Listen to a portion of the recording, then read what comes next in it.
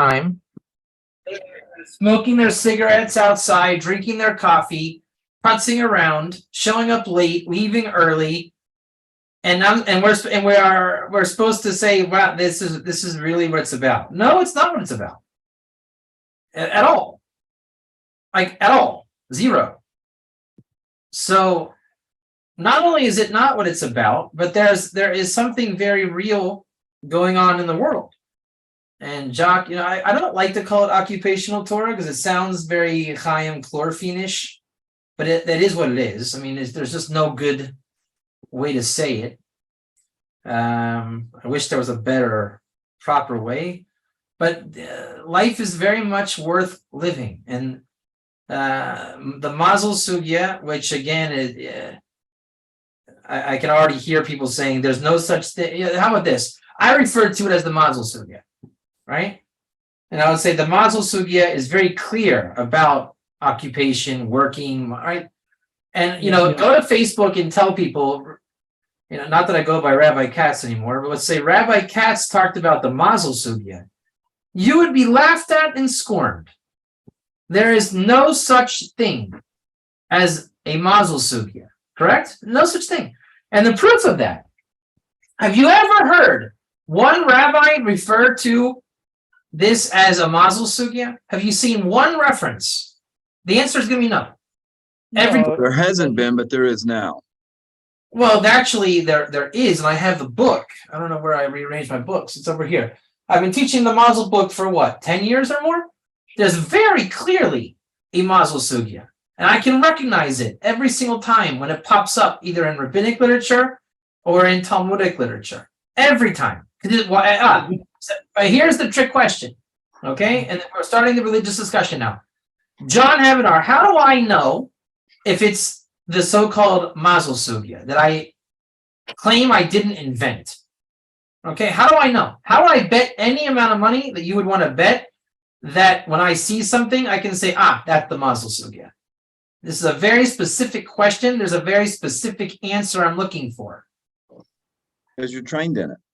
No, they would say I trained myself and I made it up. How can we objectively, and the word is objectively say it's the Mazel Sugya?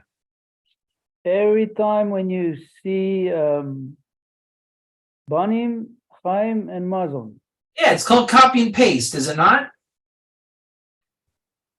They use this, they literally copy and pasted. Rabbi Shmelowitz, blah, blah, blah, blah, blah, blah.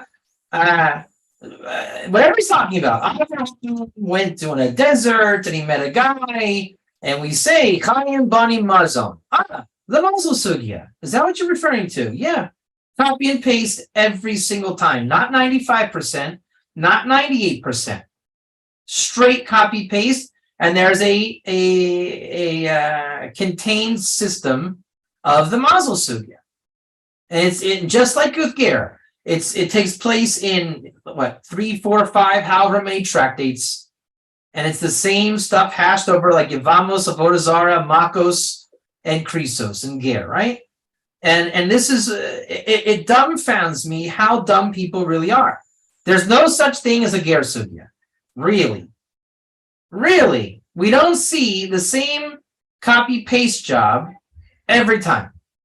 Wherever you're at, some rabbi's Parsha article, a rabbi book, whatever you're reading, and they always get the Ger, whether it's Passover, whether it's a convert story, there's always, I remember when I used to travel for Ger stuff, and I would go to a Jewish community, every Shabbos, I would hear in the Dvar Torah something about the Goy, right? The righteous Goy. The Rebbe smiled at the righteous Goy, and then they go into a Ger Sugya. Every time. You can't be Jewish and not talk about Ger, even though they don't even realize they're talking about Ger. Which is why it's so crazy, the fighting, because if it was the most obscure topic of all time, I could hear that. But it's the most not obscure topic of all time, and then it's perverted each time, because Ger is convert every time. And then we go into what about Parshas Rei, 14:21. Oh, that's different, but it doesn't apply. Why? Because we're not in the land of Israel. Okay, you just made that up. I'm pretty sure you made that up, and it's in the Shulchan Aruch. And then the conversation becomes ad hominem. So, I just have a lot of reflections after the years of fighting have kind of passed, and from my perspective. But anyways, let's get back on topic. Is Daniel here? I can't read so far. I don't think he's here. Maybe. Is Daniel here? Because there's an arrow up there. Maybe he's not in the... No, he's not. Not a surprise. So Daniel posted a meme about blah, blah, blah, learn Torah, blah, blah, blah from Chabad. And we asked in the group, is Chabad Torah? And I know it's a stupid, vague, ambiguous question. It was intended to be. Very much intended to be. And before we answer it, Daniel pointed out that, of course, Chabad is Torah. Because we go to Chabad.org and they posted a Tanakh with Judaica Press English commentary translating Rashi. Go ahead. Let's open it up for discussion. Is that Chabad Torah? It's on a Chabad website. Go ahead. No, that's just the Tanakh that they've got on the website. Yeah, I bet you any money there's some goofy Christian fanatic that's got the exact same stuff. He's got Rashi, and he's got Judaica Press, and he's got the Tanakh. Hebrew for Christians also has the same thing. So. That's what I'm saying, guys. This is universal Torah, for crying out loud. Are we literally living in a generation that you get a cookie for posting the Tanakh? Is that some kind of merit? Wow, they posted the Tanakh. I remember when I was getting back into religion, when I was living in Florida in 1998. I went on my little spiritual quest. And by the time I was just about ready to leave Florida, I stumbled across, obviously not a surprise, Chabad. And they got me into my religious journey, which thank God now I'm out of it. But at the time, I didn't know, again, I was looking for the true religion. And I didn't know that Judaism was the true religion, as, we all framed that once upon a time, right? So in my quest to the true religion, I knew there was a God at the time. And I was checking out Sufism because of the mysticism in Sufism. And remember, from my Hebrew school, Sunday school, conservative reform background, there was no Torah, right? I remember the only Torah we learned was Abraham was the first Jew. That was about as deep as Mrs. Rakovitsky went with us. So you can imagine I was pretty disillusioned by the time of my bar mitzvah, and I quit everything. And then after high school, I started getting into mysticism, philosophy, which I was into the Enneagram, which is a study of personality types. And they quote they source the source in Sufism. So I check out Sufism, and there was an author by the name of Hazrat Inyat Khan. I loved his books. I don't remember what they were about anymore. This was like 30 years ago. However many years ago, but it was 25 years ago. But I liked it. It was, the first time in my young life that I ever approached, God consciousness with like a mystical perspective and not Sunday school. And from there, I was really turned off on the idea of praying 5 times a day. That was a little bit too Muslim-y for me, and I couldn't do that.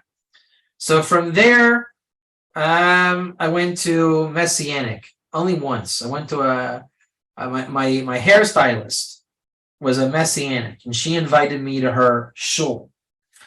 And I was kind of debating if it was Christianity or Judaism, right? Because it's actually interesting. I never heard of a Messiah. And my aunt told me at that time that the Jews believed in a Messiah.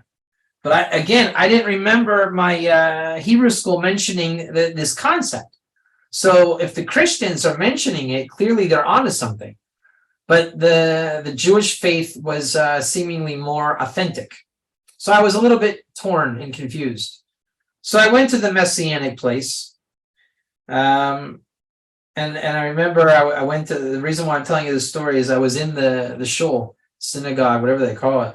And this lady comes up to me with her Tanakh and she puts it in my face. She goes, the Tanakh. I'm like, whoa, okay, the Tanakh. So by saying that the Tanakh is on Chabad.org, you're really no better than this little Messianic in Tampa, Florida, holding up a book, a random book in my face going, the Tanakh. Okay? You don't get a cookie for posting a Tanakh link on your website. Sorry, no go. All right, so with that said, aside from obvious Torah, which can you guys go ahead and name some obvious Torah that could be on a Christian site, a Jewish site, any site that would be kosher, obvious Torah?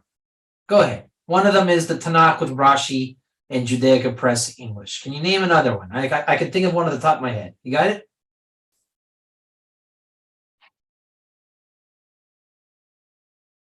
No? I guess you could say the Talmud somewhere on your site. No, I mean, you could, but I don't think Christians are going to go that far. I was thinking Pirkei Avot, Ethics of the Father. Hebrew for Christians will do that. They could. But I mean, I think specifically on a Jewish site, it wouldn't be shocking to see Ethics of the Fathers, Pirkei Avot, right? Things like that. Very neutral, classic, non-offensive, okay? You can go anywhere, I think, on earth, pretty much. Quote Pirkei Avot, Rabbi Yoshua says, have a good heart.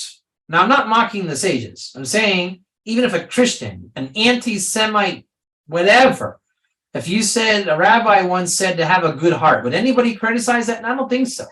I think you're pretty safe with Pirkei Avot. Pretty safe. Pretty safe.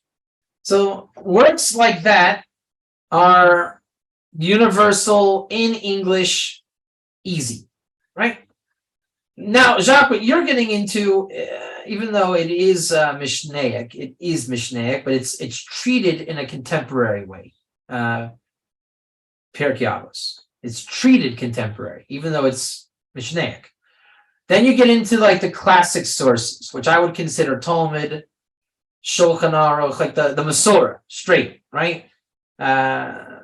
Things that streamline things. The Talmud, Shulchan, I'm just looking around, Zohar, things like that. I think you may find that.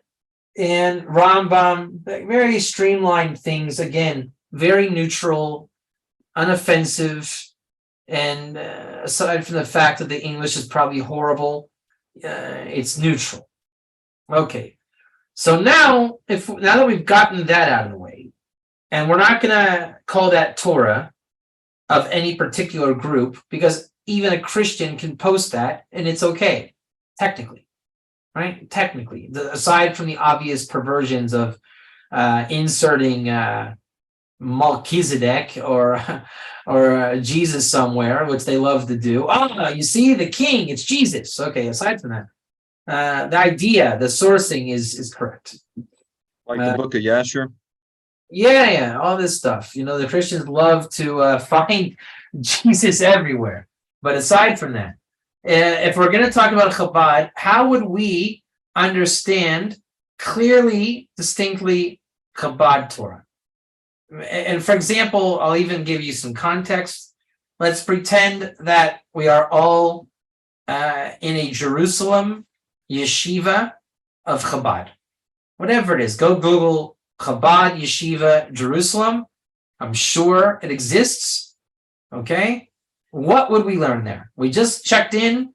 We are 23 years old students, all of us. Male. Sorry about that, but we're male. Get in. And what are we going to be learning today, boys and girls? The Rebbe said. Huh? The Rebbe said. Yeah, there's going to be a big picture of the Rebbe in the study hall and in the dining hall. True or false? Very true. Very true. Now, again, we could have gone neutral. We could have had the Chafetz Chaim. Agreed? Everyone loves the picture of the Chafetz Chaim, the guy that spoke about, anti-Lashon Hara, evil speech. You don't get any lashes for having the Chafetz Chaim on your wall. Rambam, no lashes.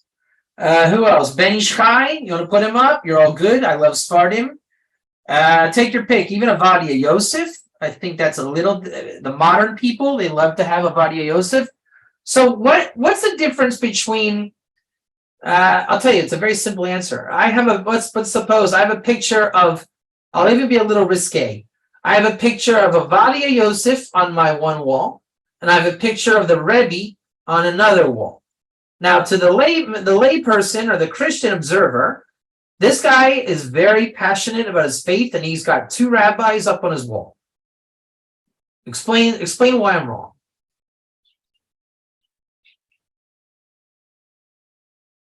Is the Rebbe a rabbi? Is Avadia Yosef a rabbi?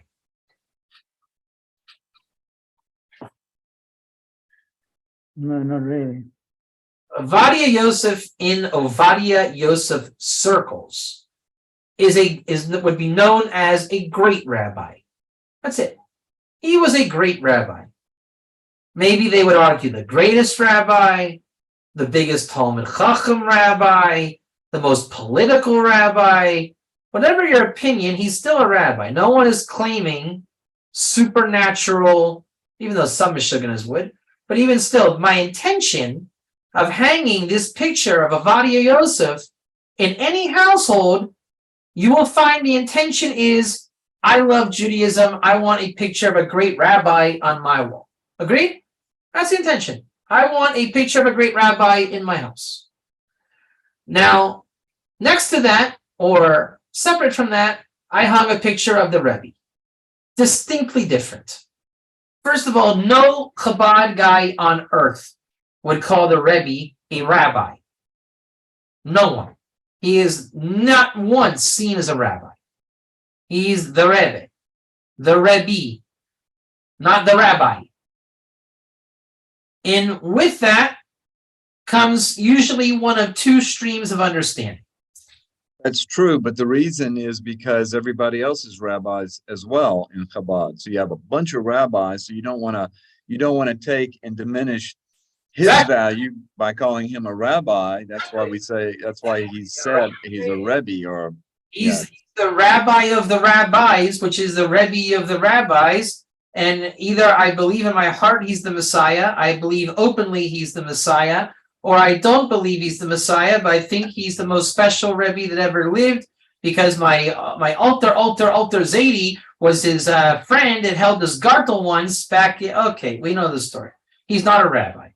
He's really, if you would say in Christian terms, he is a revered saint. Agreed? That's really the transliteration. Revered saint. That's what he is. If you want to explain it. Sometimes I learned from Ger is that saying Christian is actually better than Jewish. Like a Christian would say, and a Ger also, oh, it's such a blessing. There's a meaning of that when a non-Jew says the word blessing, and when a Jew says it's a brucha. There's no meaning with it's a brucha. Okay, but when a non-Jew says, oh, it's such a blessing, that's such a goyish term. No one in yeshiva uses the term blessing. No one. No one. You would be looked at as like a Christian, right? But there's meaning to the word blessing. They're truly, it's a real word. I hate to tell you, but the barfing out of the word bracha is there's no meaning. And this is another problem I have with religion, is the yeshivish twang that I endorsed for so many years of my life without fruit. I mind you, is it doesn't number one, it's an extremely vulgar language. And I mean extremely vulgar. It doesn't give you anything, and in fact, it'll serve to misrepresent the Torah. Now, it's very bombastic what I just said, but why is it true? Jacques, you should know the answer.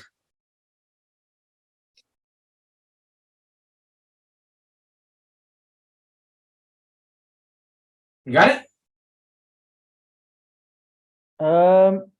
I must say I couldn't follow quite. What's the Because question?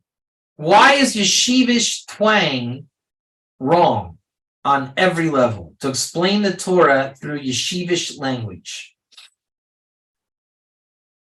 By the way, let's give an example of yeshivish language. Right? The pshat in the sugya in Masechtas Yevamos was fuch min the pshat of the Rebbe, because we find there was a havamina from one of the psukim in the Tanakh that we came up with a different teretz than the maskan of the sugya.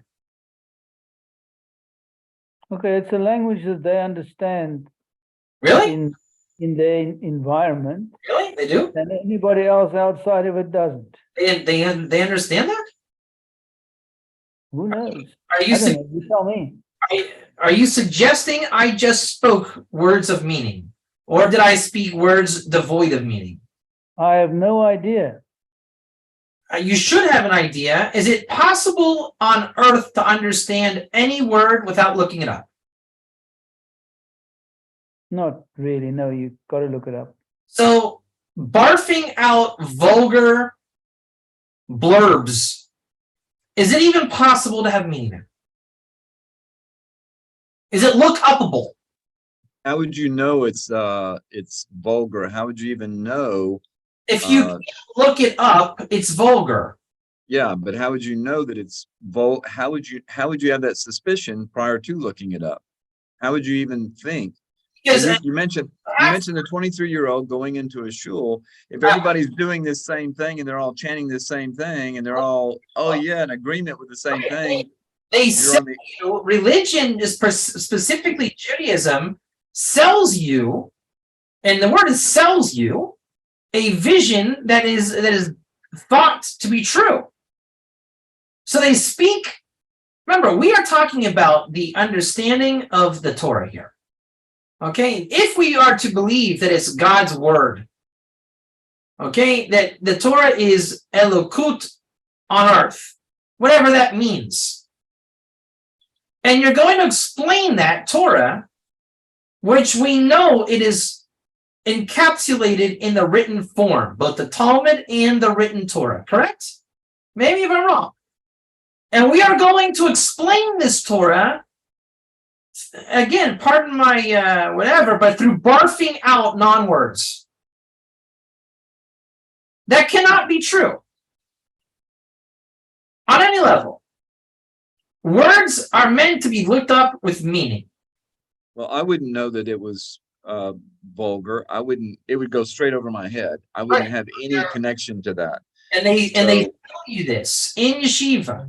And so you snap out of it and you wake up and you realize, I've been learning Torah under this hypnosis the whole time I was learning Torah. Because I'm thinking back to when I used to learn Talmud in yeshiva. Now, I think my path is a little different because towards the end of my yeshiva kollel tenure, particularly when Ger Wars broke out and I had to look everything up or they would, flay me, everyone was just basically kind of talking about Torah, but non-exact. And it was never a thing to be exact or to look up every little nuance. So they fooled me like everybody else until you start to realize one of the things I realized was copy paste. Right? That wow, we have a Mishnah here and a Mishnah there, and it's the exact same wording, and you start to see the same words taken and copied and pasted all over. And by the way, they're very, very against dictionaries in yeshiva. Very much. Because they like the idea of breaking your head. Trying to figure it out. Don't look it up until you've broken your head long enough to try to figure it out. And it used to be an ideal. Like, how much can you suffer? Oh, let's try to crack our skull in this for hours. It sounds noble. But learning Torah, I think, through history, Vilna Gaon, Ramban, all the greats, they had tools to look things up and be precise. Remember, Torah is written in words and in a language. It's about being precise. And the Jewish style of learning today is the opposite of precise. Look no further to every stupid book you guys have read in English. And I call the books stupid because they are stupid. They are translating Gera's convert, amongst all the other mistakes. By definition, Torah in English, at least in the style that it's done in, is stupid because it is meant to strip away the meaning because you are too stupid to understand the Torah, says the author. So I will give you a vulgar, regurgitated version. We've seen it every time. I remember when I first found this lesson in yeshiva. Remember, I couldn't read Hebrew well when I first got to yeshiva. And I was a big fan of the Ramchal. And I was so excited when I found out the Ramchal had a book on redemption. And I had to get that book. And they had it in English, my lucky day. I run and I spend my 60 shekels or more on my Ramchal book. I'm going to understand all the secrets of redemption because certainly the Ramchal understood it, and I'm going to read the book. I think we've all been there, right? We've all found that book and we thought we were going to get it, and I didn't understand the book. There were holes and gaps in my mind. So sometime later, I don't remember exactly when, I came across the same book in authentic Hebrew. Do you have any idea how much the author edited out the juicy parts from the English? Every time. Every time. I was beyond mad.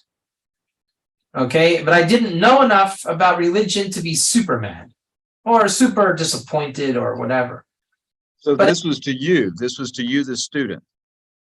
Yeah, This is your experience as a student. yeah, it's my experience. Much less anybody else, any non-Jew. Non-Jew's not even there You are in in English. Jewish religion today. You can bank on the fact that you're being lied to on every level. Now, that's not, again, the Torah is not the enemy here. The Torah didn't do anything wrong. At some point, there became, and I think it's after World War II with Aaron Cutler Judaism kind of reinventing after the World War II Holocaust, that they wanted to rebuild Judaism in a scholarly way very fast, in the last 50 whatever years. They just put it in English with editing and censorship. And the problem is it looks really good. It's like a donut.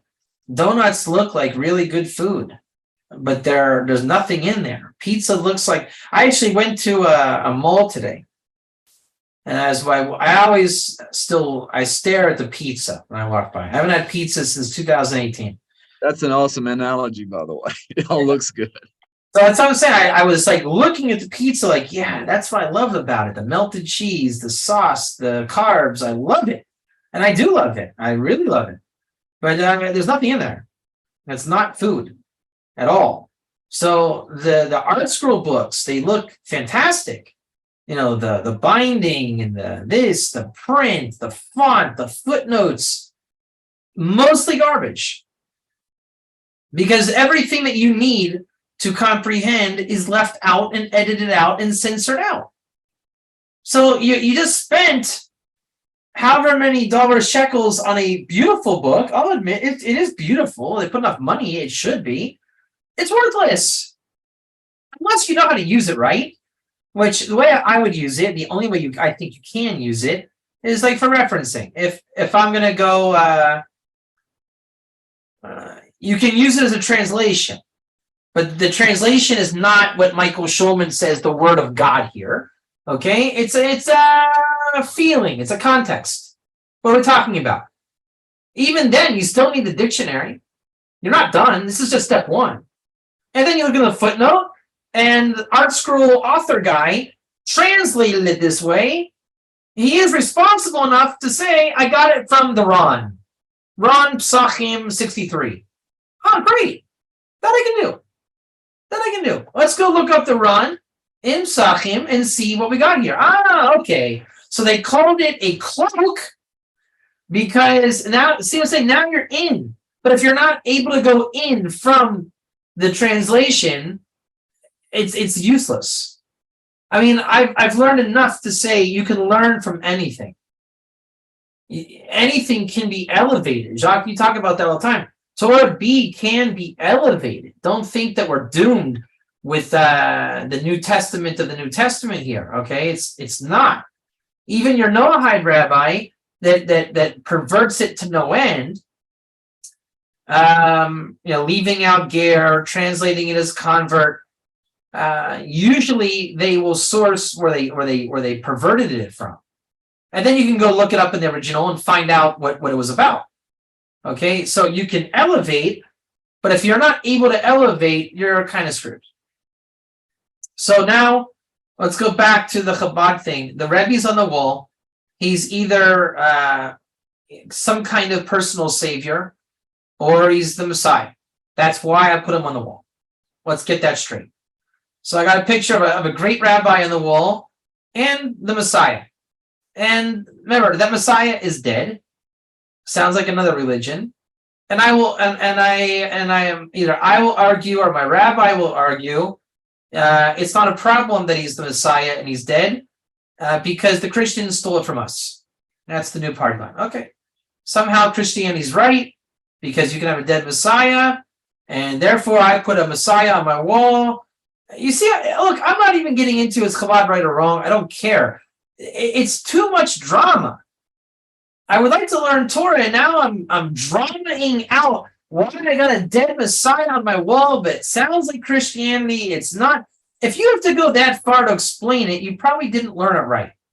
Okay? I know that my real world work, if I go in, hopping backwards and forwards I'm going to lose the sale very quickly. Okay? You can't do that. I don't even know what that is. It's weird. It's explaining with a weird thing. I don't even know how to talk about that. It's got to be straight and clear. Very simple. Even if it's profound. Okay. So now the Messiah is on the wall, in the dining hall and in the study hall. And it's our first day in yeshiva. What are we learning? The rabbi comes up to us, and what does he recommend we learn? Most probably the history of the rabbis. That's gonna be on Shabbos when we go to the rabbi's house. He's gonna tell us all the stories of the Rebbe. All Shabbos. Don't worry. All Shabbos we're doing that. What are we doing on the first day in yeshiva? We're gonna learn beginner's Tanya. Now tell me why. Why am I so confident in my cliche? And what does that mean? What does it mean we're learning beginner's Tanya? And why? Anyone? Because maybe you were there and that is how it works. That's why you're confident in it. I've never been to a Chabad yeshiva, thank God, but I know what they're going to learn.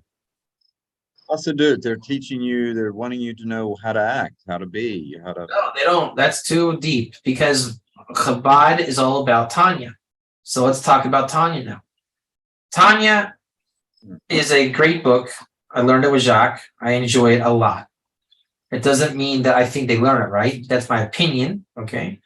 But I'm not, let's even suppose they learn it better. I don't know. It's not a contest. But we have a million books on the shelf. Why didn't the rabbi tell me to learn Pirkei Avot? Why didn't we learn Gemara? Why didn't we learn the Chumash? Why didn't we learn Mishnah Berurah? There's a zillion books. Why are we going cliche? The first Rebbe, which is called the Alter Rebbe, wrote the Tanya, and the Chabad faith considers the book, the Tanya, as the written Torah of all Chassidut. You can quote me on that. Now, just like the Ger people say, anti-Ger people say, Well, do you know one person that says there's a Ger Toshav today? The answer would be no. Conversely, no one would tell you anything different about what I just told you about Tanya. It is that universally true. You can test it. Okay, so on the first day of yeshiva, we're going to learn Tanya because the beginner's Tanya, because the deep Tanya is only for the scholars and the serious students, which we are not. We are on a very low level. That's the indoctrination. You're very, very low. You're the lowest. And you're going to learn beginner's Tanya, which they have books. I think they call it lessons in Tanya. So the rabbi is going to give a class for all of us pathetic new people called Lessons in Tanya. And we're going to start learning Hasidus. Hasidus is Hasidic learning, which that's a whole different discussion. What is Hasidus? So Chabad believes, and it's a real belief, that their Hasidus is the highest. It is the highest. It started with, does anyone know, where did Hasidus start? Do we know? From the Baal Shem Tov. And the Baal Shem Tov had a student named the Maggid of Mezrich. And from there, down the line came the Alter Rebbe of Chabad. And that was the essence of the Baal Shem Tov. And the Baal Shem Tov was the essence of the Torah of Moses. And the Rebbe was the essence of Chabad. That makes him the what? Anyone? The Rebbe is the Messiah. Messiah. But he's dead. But it's not a problem because the Christians stole the concept from us, and it's based on a Gemara in Sanhedrin that if Mashiach comes from the dead, it would be somebody like Daniel. Okay. I'm sure that they didn't look that up to see even what that means, but that's beside the point. So now we're learning the Tanya and about the Rebbe. And from there, we start learning mostly Chabad Hasidus, okay? And I'm sure there will be a Chumash class, most likely with a commentary of the Rebbe. And there will be a Gemara class, but not a lot of it, because Gemara is for the antithesis of Chabad or Hasidus, which is called the Litvaks, the Lithuanian style of learning, which Lithuanian style is all about Talmud and no Hasidic or mystical teaching. So we don't like that. We stay away from that. Some yeshivas in Chabad won't even touch it. Maybe a half hour a week, not more. If I can butt in. So basically in a Chabad yeshiva, you basically learn of another person's perspective and ideas. Am I right? Am I understanding it We're correct? learning the system of Chabad brought down by the Alter Rebbe, the first Rebbe of Chabad. There are 7 Rebbes, and you can learn a little bit of the other Rebbes, but we all know that the Rebbe is the soup du jour, and he was a prolific writer. So there's plenty of Rebbe Torah to learn. Now, trick question. Is that true or false? We will learn the Torah of the Rebbe. Is that true or false? Jacques, I'm asking you particularly.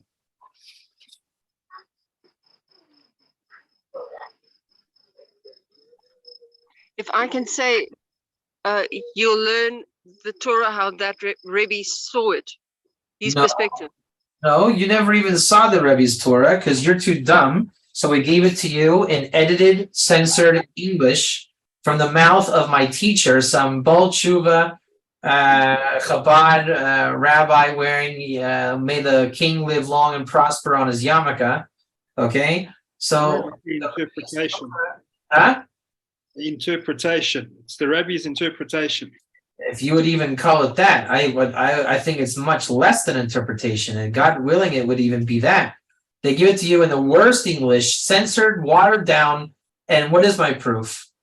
Again, I'm not Chabad, I'm not extensive in Chabad, but in my Ger stuff, one of our best Ger sources that exists is the Rebbe's Sicha, which is a form of teaching on Ger.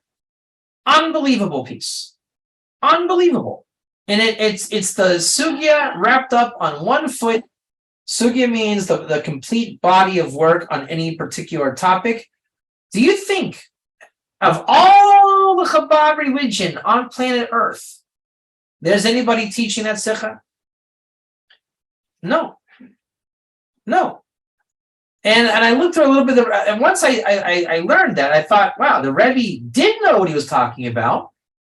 Definitely a special, whatever you want to call him, Rabbi Rebbe. 100 million. But then you find out all the rabbis were. Okay, one of the beautiful things about Ger is, number one, it's profound. Number two, it spans every sect of Judaism. Number three, all the great rabbis learned it the same way on an extremely profound level. So, yeah, the Rebbe gets points for being a genius, but did you also give that same credit to the Chafetz Chaim, Vilna Gaon, Rebbe Nachman, Rambam, all the greats? They all talked about it the same way. Which tells me again, it's a uniform, standardized sugya that goes back to the Talmudic era. Daniel, welcome. So now, if we were getting the Rebbe's Torah, that would be one thing.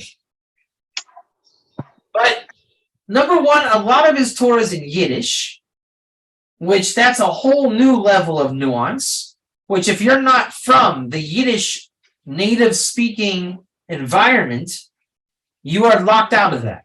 I certainly have no idea what he's talking about in Yiddish.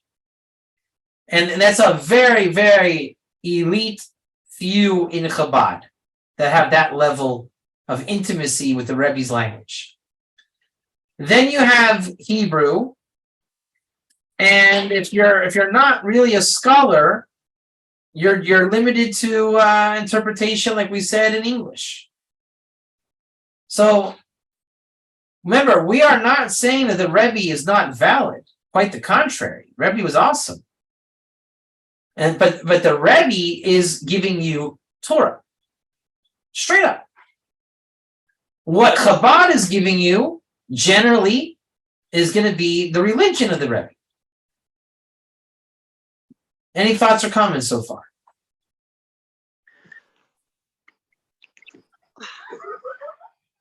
I do want to pose the question. We all understand that there's an issue on religion and Torah B versus Torah A. And I think I'm speaking for myself. I don't know if I'm speaking for anyone here. I don't know Hebrew.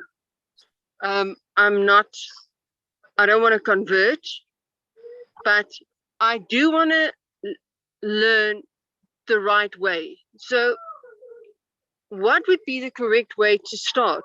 Because that's a different discussion. We're talking about Chabad tonight. I hear you. I am going to sign off soon. It's already almost 9:00. I would say, Salome, post that in the group for tomorrow's discussion. I'm going to be working in a gym tomorrow, so I'll have time to chatter. Okay, I'll be in between scans. So present that tomorrow. That's a tomorrow discussion, if you don't mind. I want to just finish up this conversation now. Again, to bring this home, the Chabad meme of Daniel said that Chabad, blah, blah, blah, bring Torah to the world, blah, blah, blah. Yeah, Torah is what it's about. But what Chabad typically is calling Torah is not what I'm calling Torah. Right? Posting Tanakh on your generic universal website, as much as that is Torah, that's not your Torah. That can be posted anywhere. What we're saying is what the typical Chabad, and I'm not knocking Chabad. I'm just as much against all forms of Judaism in this way. Don't worry. Breslov, Litvish, Dati Lumi, you name it. They all have the same problem. We just happen to see a meme, in Chabad style. But everyone's doing it the same way wrong. Don't get me wrong. And that is, when Chabad would say that, what they mean is Chabad Hasidus, mainly the Rebbe, in our way of teaching it.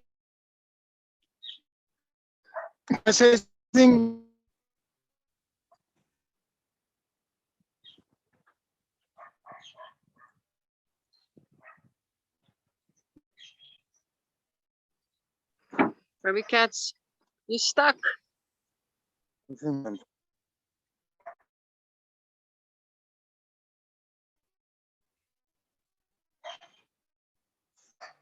Hello. Are we Thing frozen? happened. I don't see him anymore. Hello, Monsieur Jacques. How are you? Hi there, Daniel. Hi, Daniel. Fine, thank you. I have heard. Hello, Salome, Lady Salome. Hello, Daniel. So good to meet with you, my friends. I have often heard this concept.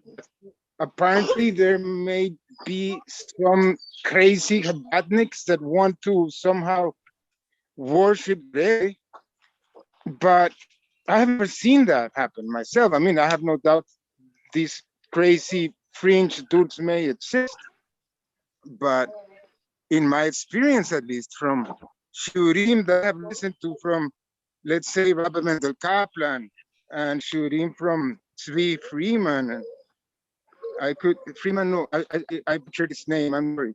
But in any case, for example, Rabbi Mendel Kaplan, that is his correct name, he had a series on Moshiach. Hey, hold on. And in no way did he ever imply that Moshiach would have anything to do with the Rebbe, not at all. I mean, he was very clear that we are waiting for Moshiach. And actually, at the very end of every Shiurim, he would always say that, I don't know the exact words, but something like, may Mashiach come soon and in our lives, during our lives.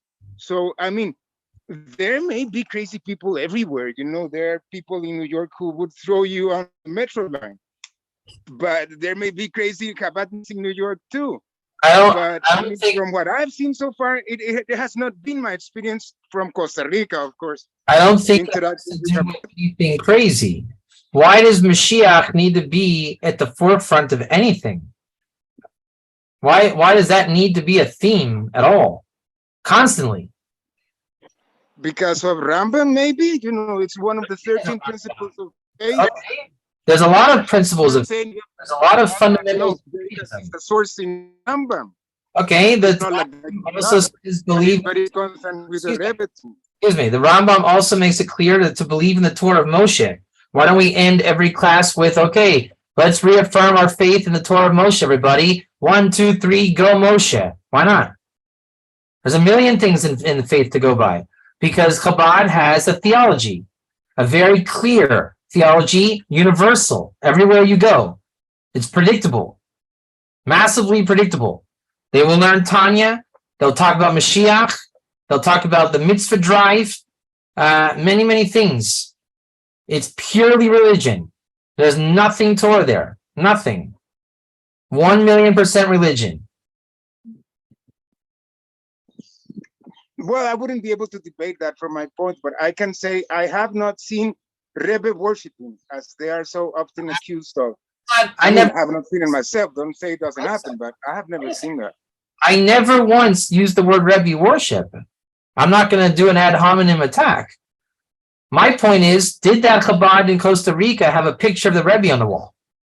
Yes or no? Oh, Chabad in Costa Rica didn't even welcome me. I haven't been able to put a foot on there.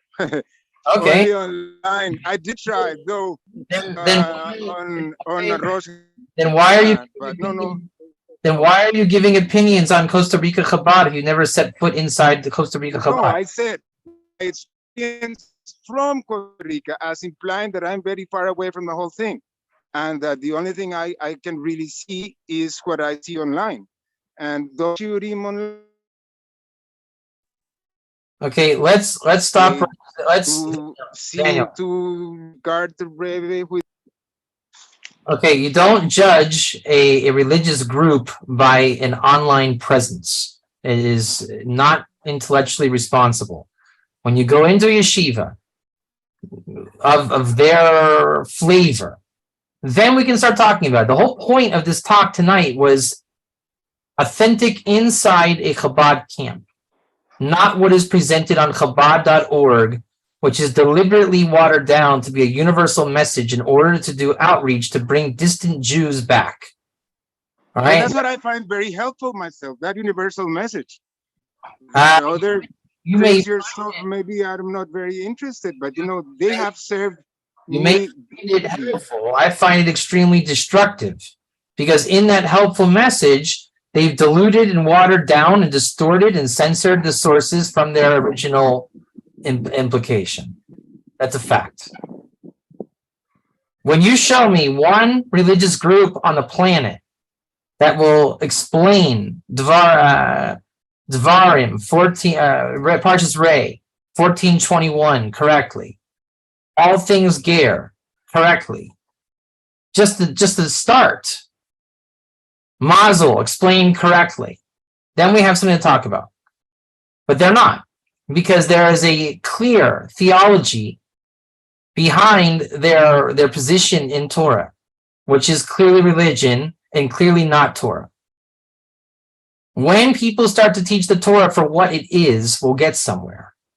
Teaching me your theology from your camp, which is entirely religious, has failed. It will not bring redemption. It's not bringing Mashiach. It's creating a new religion. And in all honesty, it's creating more problems than it's helping the world. I'm going to end there. I got to go to bed. And we'll continue, I think, next week for now. So that's it for now.